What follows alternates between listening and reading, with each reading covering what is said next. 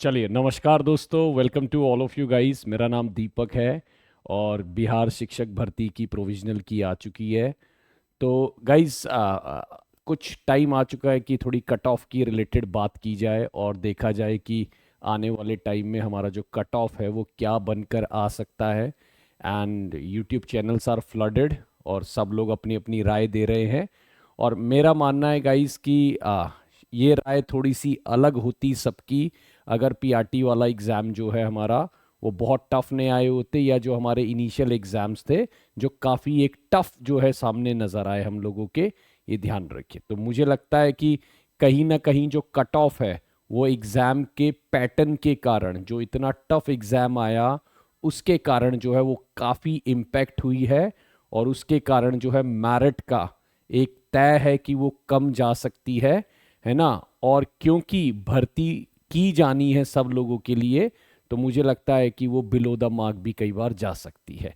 तो आइए देखते हैं कि हमारा क्या कट ऑफ रहने की उम्मीद है। मैं बहुत ज़्यादा लंबा वीडियो नहीं रखूंगा, बिल्कुल टू द पॉइंट बात करूंगा। और देखिए, इसमें ये वेरी क्यों कर सकता है, क्योंकि कई लोगों के एग्ज़ाम आसान आए हैं और कई लोगों के एग्ज़ाम टफ आए हैं।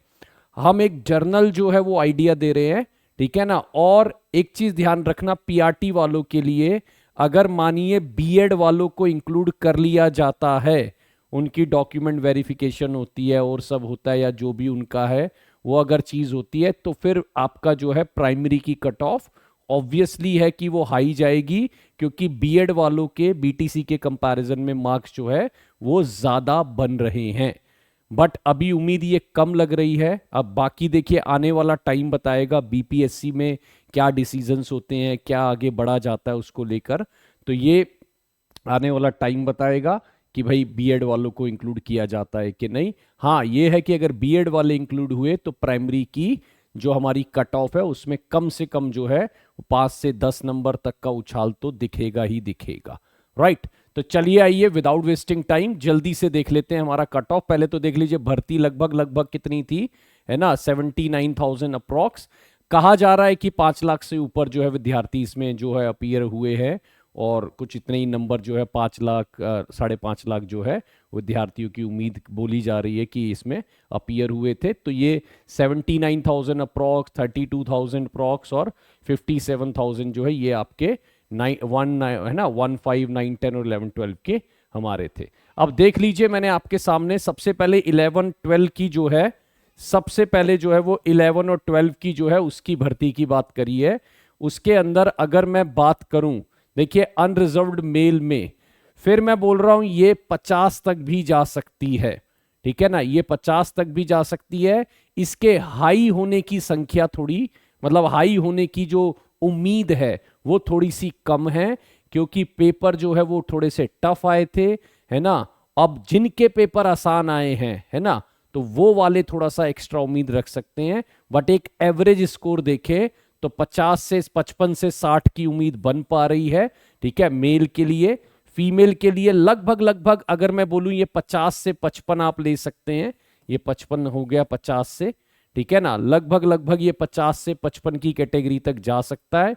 और अगर मैं बोलूं ईडब्ल्यूएस जो इकोनॉमिक वीकर सेक्शन है, वो लगभग सेम सा ही रहेगी कट ऑफ, उसमें बहुत ज्यादा, है ना, अगर मैं बोलूं तो बहुत ज्यादा फर्क नजर नहीं आ रहा है, ठीक। और एससी एसटी की जो कट ऑफ है वो 40 से 50 मैंने इसलिए रखी है क्योंकि एससी का अगर आप देख लेंगे तो उसमें कट ऑफ 45 से लगभग लगभग जो है, मैं इसको अगर मानूंगा तो इसको भी 50 के अंदर रखने की बजाय ये 40 से 45 की ही एवरेज में जाने की उम्मीद है ना। ये 40 से 45 में ही जाने की उम्मीद है, इतना लंबा रेंज भी नहीं, मुझे लगता है 40 से ये 45 की उम्मीद रहेगी, ठीक है। और फीमेल के अंदर ये 35 से 40, 42 इस लेवल तक ये जा सकती हैं, ठीक है। लगभग लगभग 45 से बिलो रहने की उम्मीद है। और जो डिफरेंटली एबल्ड है ना, उसके अंदर 32 से 38 की ये उम्मीद की जा रही है, लगभग कि भाई 30 से 40, 32 से 38 के बीच में उम्मीद मानी जा रही है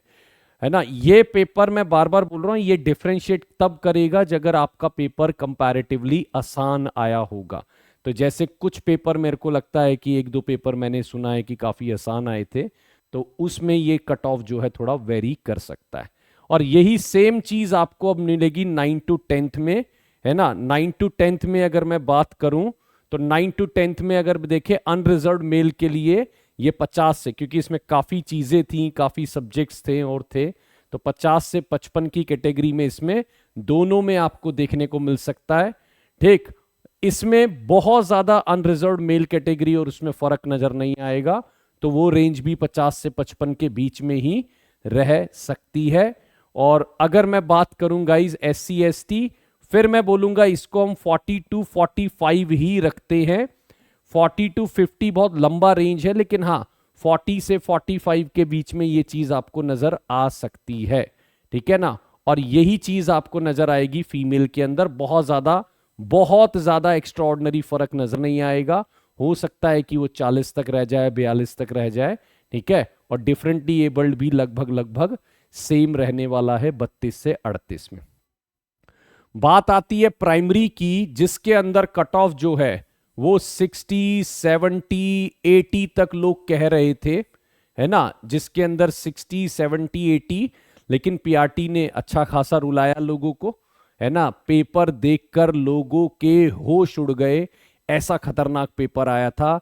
इतिहास गवाह है कि इतना टफ पेपर कभी नहीं बनाया गया पीआरटी लेवल पे, किसी का भी पढ़ाया हुआ कुछ नहीं आया, ठीक है ना। अगर मैं बोलूं सब लोगों को बोला गया, लेकिन मैं दोस्तों एक ही बात कहूंगा कि उसमें पढ़ाने वाले की गलती नहीं थी, क्योंकि आपको पीआरटी लेवल पे वो कोई भी नहीं पढ़ाएगा जो पेपर में पूछा गया, राइट।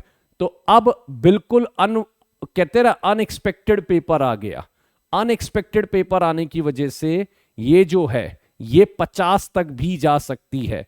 हो सकता है कि ये बिल्कुल 50 तक भी चली जाए, वैसे उम्मीद की जा रही है कि 55 से 60 में ये आ सकती है, बाकी इसके 50 तक जाने की उम्मीद भी बिल्कुल बन रही है, ठीक है। ईडब्ल्यूएस में मैं मानता हूं लगभग फिर से इसको 50 में ही रखा जा सकता है, 50 तक जा सकती है ना। और SC ST में ऑब्वियस बात है ये सेम मेरिट आपको देखने को मिलेगी 40 to 45।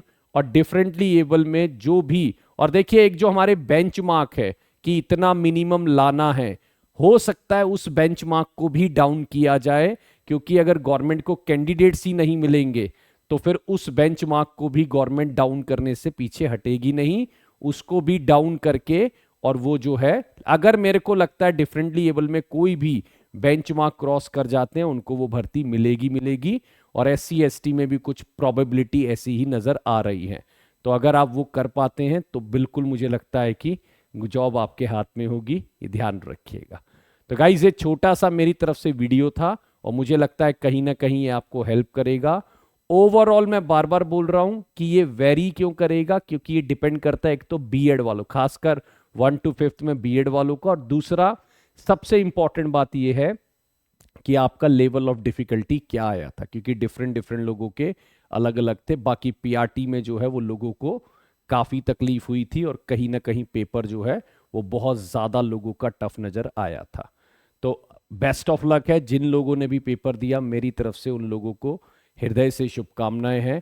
हैप्पी टीचर्स डे है, आप लोग एक महान टीचर बने, अच्छा करें और अच्छे से लोगों को पढ़ाएं, यही शुभकामनाएं हैं, है ना। और आने वाले टाइम में बिल्कुल उम्मीद की जा रही है कि आप लोगों को इस भर्ती में कहीं ना कहीं एक जॉब मिलेगी, है ना। शुक्रिया दोस्तों, thank you so much for watching this. My name is Deepak, bye bye everyone, thank you so much.